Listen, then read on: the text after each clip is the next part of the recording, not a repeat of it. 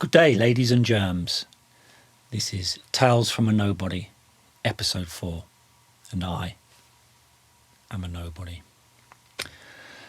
Thanks for watching so far, all the episodes. If you've watched the episodes before, and I hope you have, because I don't really like new people watching.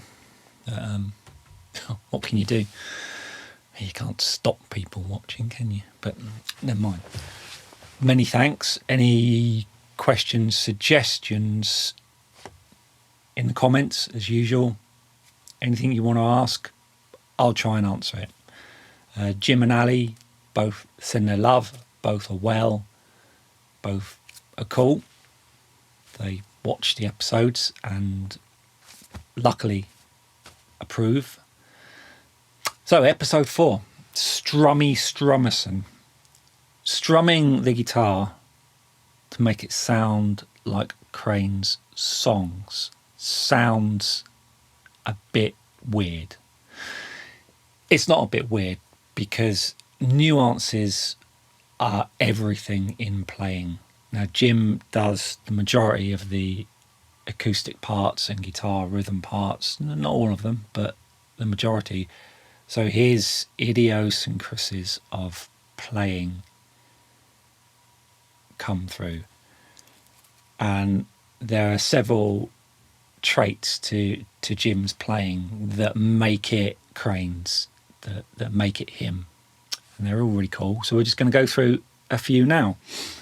I'm going to do it all on the acoustic, even though some of them are electric and some of them are on the nylon string. Let us begin. Jim will have a few traits like pulling off of whole chords like this, going major to minor, a minor to suspended type chords. You'll hear that through a lot of Crane's themes, Crane's albums. You'll hear it quite a bit. So you'll take a song like Shining Road, starts with a minor to major.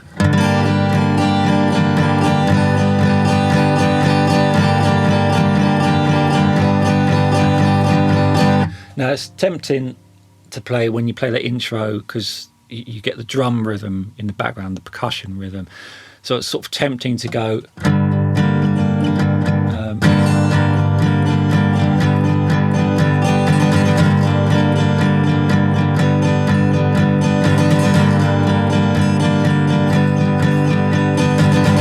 But if you listen, it doesn't do that. It's straight. It's way closer to Spanish playing. It's done on the nylon string acoustic, so you'll get that.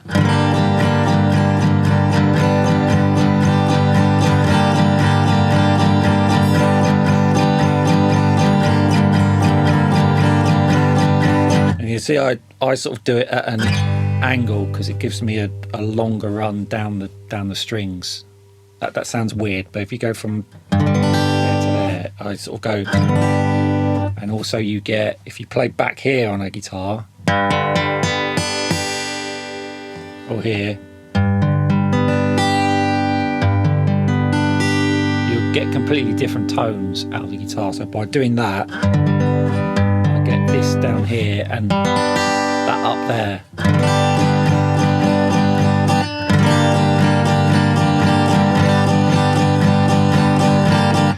So it's pretty straightforward, minor to major. And when all the other instrumentation kicks in, you'll get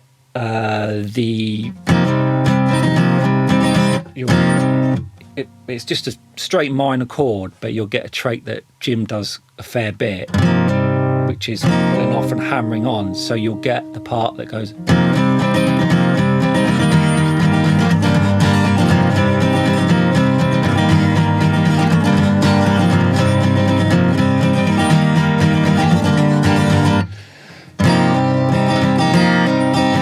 Another little trait of Jim's is there's a very quick change in there.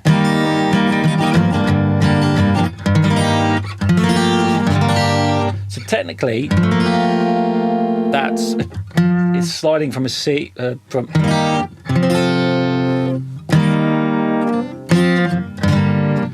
But Jim won't change a chord if he can slide a chord. So you might get people trying to play this or go.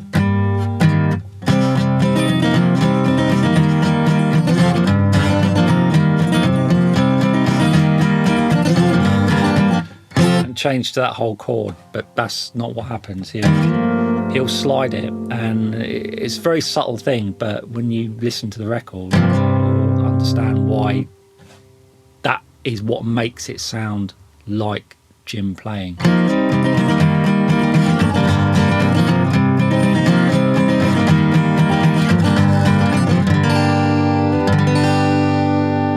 So, minor to major.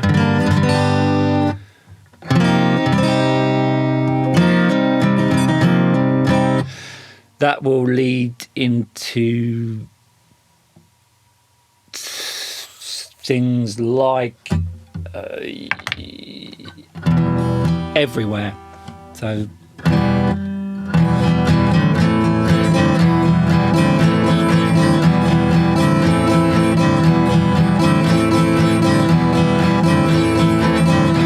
E minor, A minor. But again, it's in the nuance. If I play it really slowly,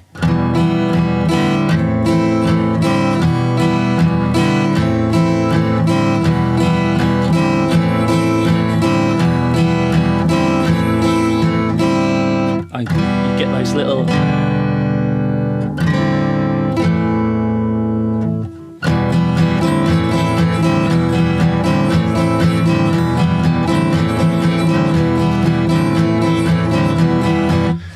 interesting song everywhere, because the strumming pattern doesn't really change, but you mute the strings to get a rhythm because it goes onto the backbeat.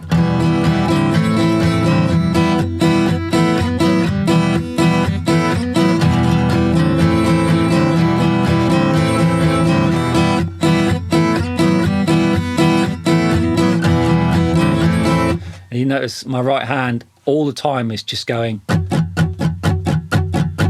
the whole time.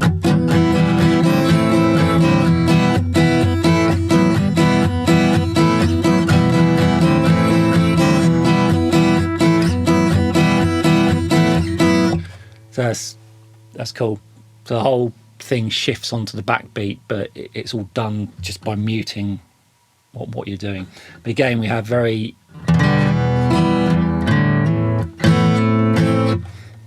those hammer-ons and pull-offs on chords. Now those, listen to the songs, it will then sound like a Crane song. What else have we got? Everywhere still.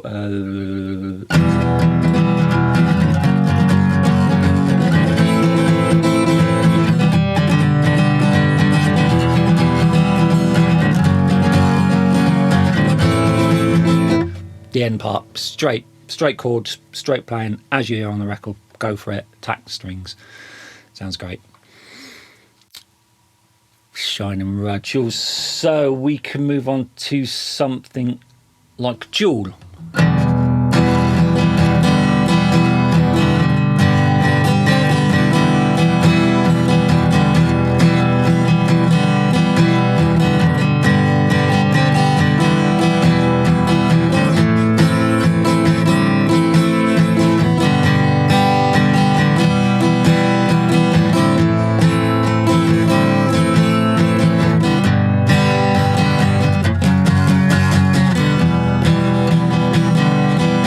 So again, you get that, or you could even go, let the whole chord off, instead of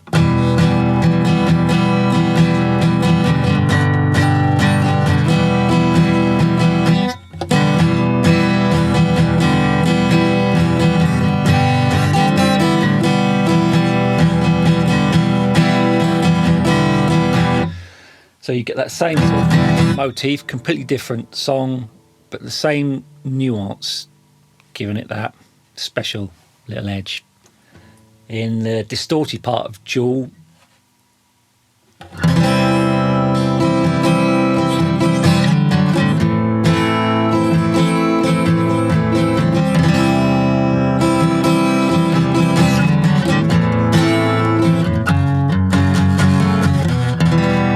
again you get that slide, that C.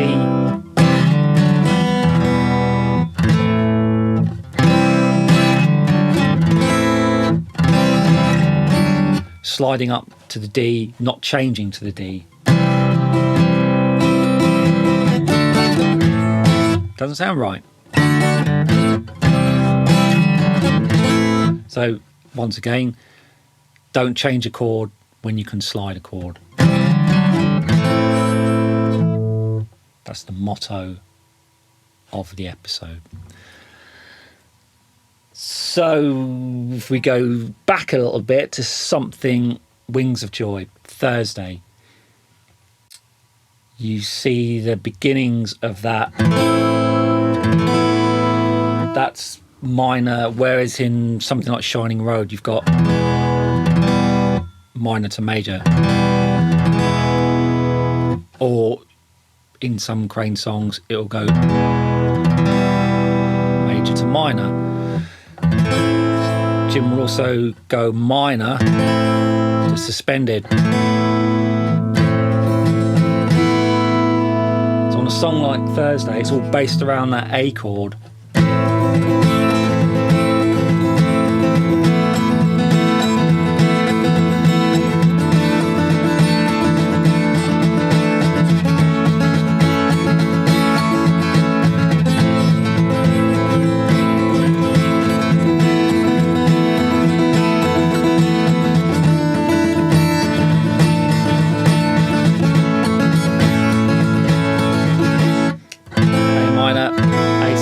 Second, A suspended fourth, good old A major, it suits you. Major chords are rife in music. Minor suspended are a lot in Crane songs. That's good, because that's quite early on, as in Wings of Joy. Yeah.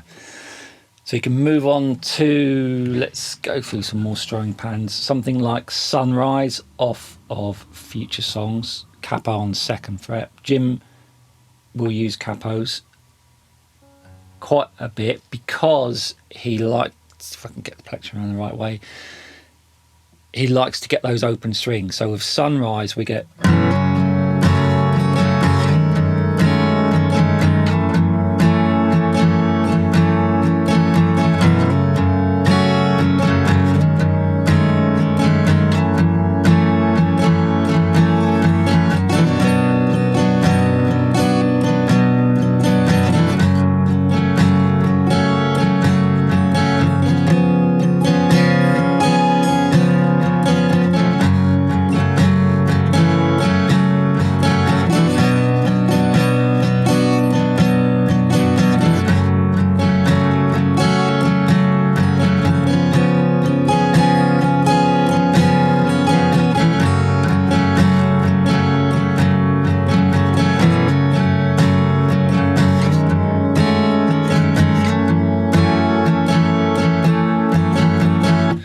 So you're getting quite a lot of the techniques in there.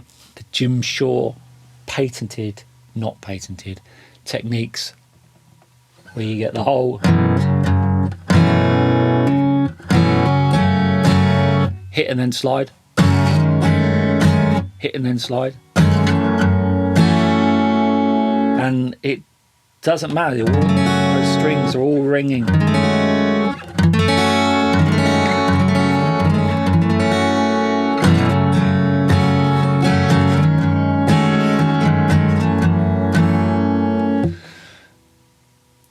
Sliding chord shapes, so you could sort of go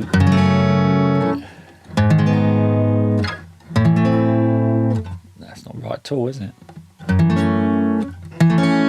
Triad.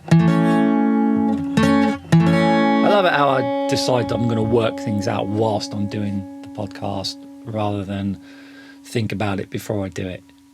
But, you know, you got to get a bit of fun out of life, haven't you? So there's a lot of techniques in there. Sliding chords, hammering on chords. Beautiful. Let's move on. We're steaming through this one, aren't we? Angel Bell. Now, I've got to do Angel Bell because I've got a tour story connected with Angel Bell.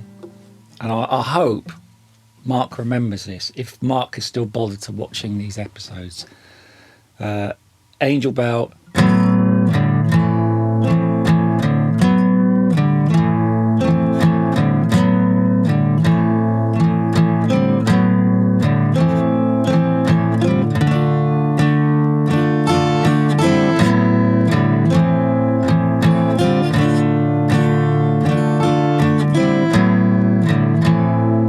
So, same techniques again, slightly different. Lovely open strings again. Capo gives you that ability.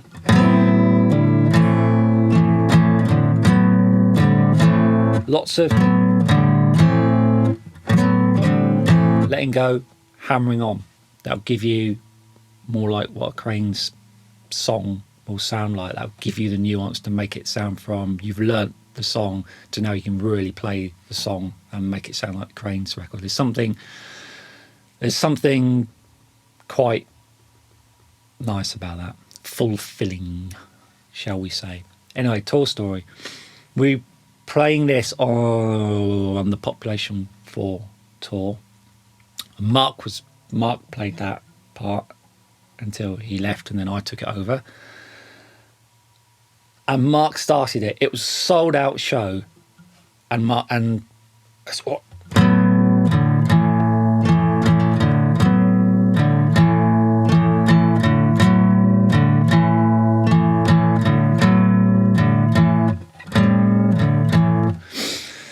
Mark started playing the intro, and everyone was silent. And it's quite a long intro. You listen to the record, it carries on longer than you think it carries on. And Mark was playing it. Everyone was quiet. Everyone was listening. And the capo was a bit loose. I have to simulate here. And he got almost right to the end of it. And the capo went. And it fell off. And it hit stage and echoed just like it did then. The funniest thing ever was the room remained silent. And Mark, in a complete normal volume voice, but it seemed to ring out across the hall because you've got all the mics on the stage and everything. Mark just went, "Oh, capo's fallen off." And he picks it up.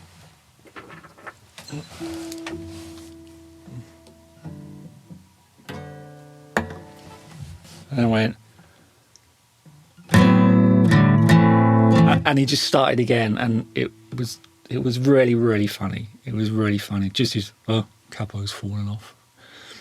Brilliant memory. It always makes me laugh when I think of it. And he just started it again, and everyone was silent. The band didn't say anything. The audience remained silent, and we just carried on with the song. Silly little story, but yeah, I like silly little stories. We're almost at the end of this episode. It's a short one this week because it is. And it serves a purpose. It's not me just rambling on. Jim's finger-picking style, especially as the albums go on, the later albums, he uses a lot of finger style and less pick style. And a typical one is something like Tangled Up, where you get...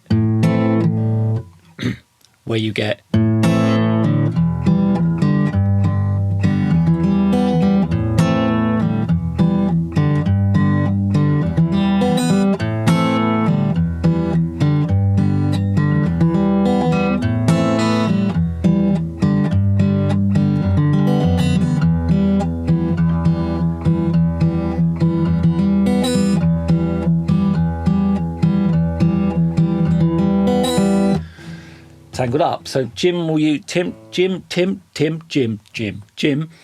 not Tim. Tim does play guitar, but he's mainly a sound engineer. But Tim, I don't think Tim's ever played this. I don't know why I'm talking about Tim. Tim doesn't play this. Jim plays this. He will roll these 3 fingers. Jim's got this brilliant technique of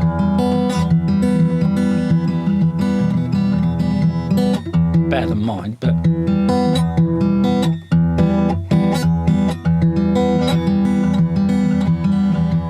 so if you listen to a lot of songs on Future album, Future songs onwards, Jim will play a lot of songs where he does that 3-finger roll by holding the bass line in the guitar with his thumb. He'll do it quite a lot. At the end of Tangled Up, you get the phrase that goes,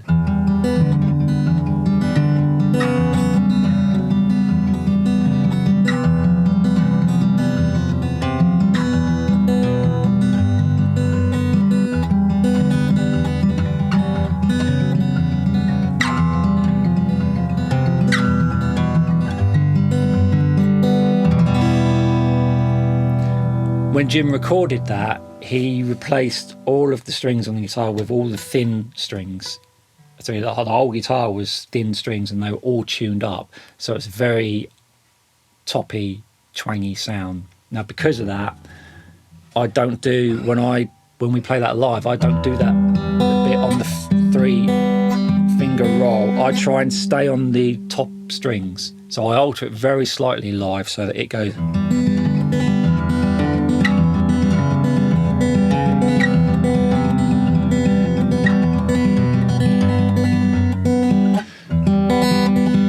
Try and get those toppy strings, and there's no bottom end strings to clash with what Jim's playing, and it sounds a little bit more like it did on the record, because it would be a bit silly to carry a whole guitar re-strung with thin strings just to do that one part on that one song. It wouldn't be used anywhere else.